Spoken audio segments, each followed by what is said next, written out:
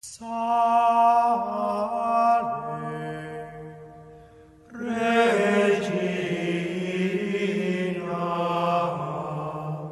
Mater misericordiae.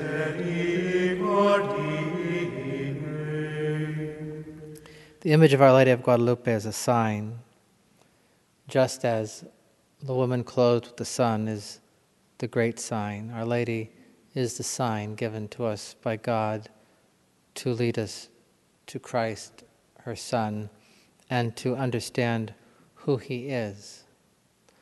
The virginity of Our Lady is, with the resurrection, the principal sign of our Lord's identity. God chose a woman, and she conceived His Son virginally, gave birth to Him virginally, and remained a virgin ever after. And so when St. John looks up into the sky on the island of Patmos and the clouds open and he looks into the temple, he sees the Ark of the Covenant, the place where God resides, where God reveals Himself. And what he sees in actuality is the woman clothed with the sun, who is this apocalyptic sign of glory and triumph, and at the same time is this woman with child who is in travail to give birth.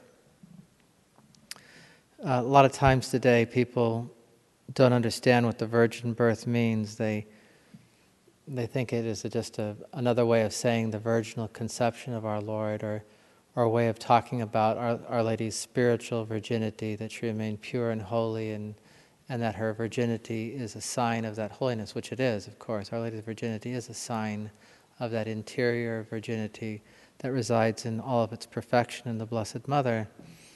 But they, one way or another, explain away what the Church has traditionally taught about the virgin birth, namely that Our Lady, even in the act of giving birth, remained a virgin. The birth was not natural, but miraculous. And the Fathers of the Church, when explaining this, didn't explain it. They didn't say really anything more than that, except to use analogies like our Lord passed from Our Lady as light through glass without breaking the glass. So Jesus passed from Our Lady without breaking the seal. There isn't really anything else you could say about it, and it's a stupendous miracle. But God left the sign intact so that we would know that the son of this woman is not anyone else but God. And so when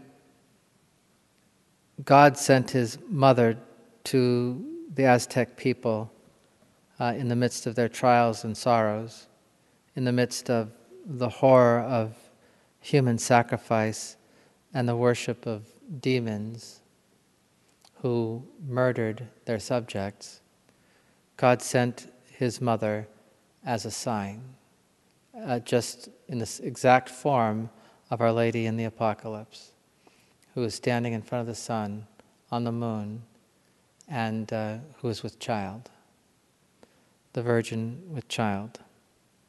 And when she spoke to Juan Diego, she said, "I am the mother of the true God, through whom everything lives," which was very different from the pantheon of the Aztec gods.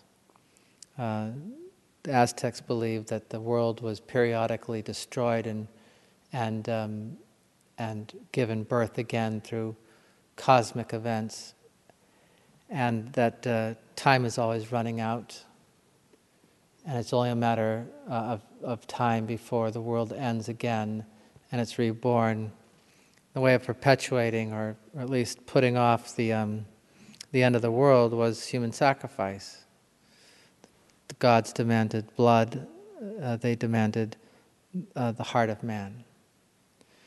And everything died in the wake of these demands.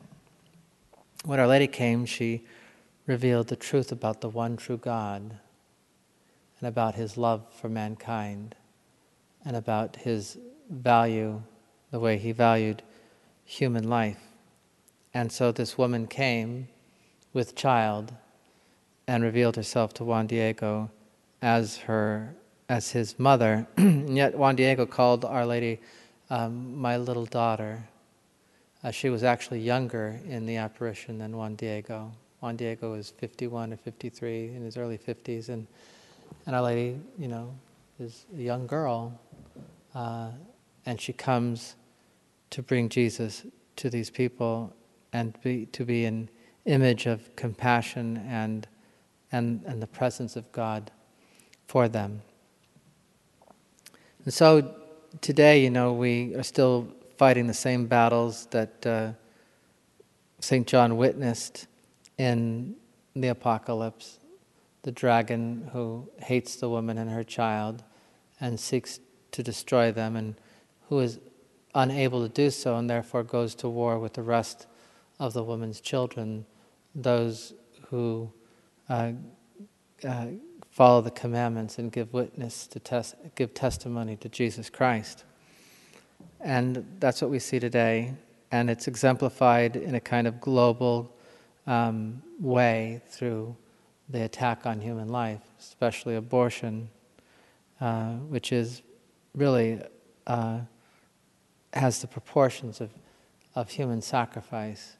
We don't think of it in that way, but there's only one mind and plan behind the culture of death in the world in which we live today, especially in the attack on the innocent life within a mother's womb, an attack on a mother's love. And that is, of course, the mind from hell, our enemy, Satan, the dragon, who is in conflict with the woman. And so we need to focus on the sign that God has given us and the power of God that is manifested in the woman who is decked out in army array, who is as beautiful, how does it say in the Song of Songs, beautiful as the moon and as terrible as an army set in battle array. We need to focus on her as the remedy for the times in which we live. Sometimes we don't know how to solve the problems that we encounter, and we have to work against the tide, and we need to know that our efforts will ultimately be fruitful. And the message of the Apocalypse is that whether we live or die, we are victorious.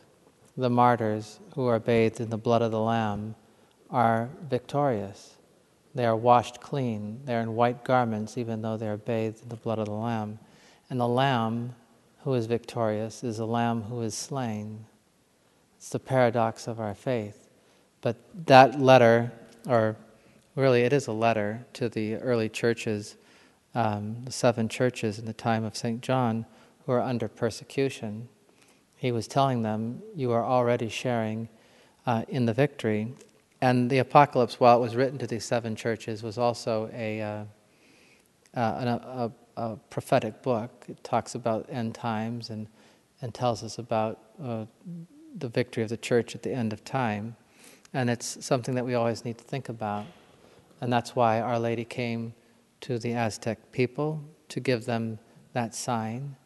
And it's why she remains in America, why her image remains in America, and why the bishops of the United States and elsewhere have declared her the patroness of the pro-life movement, because it is the power of God that is ultimately going to be victorious, because this is not a human war. Our enemies are not abortionists or politicians, although very often it certainly feels that way, especially the politicians.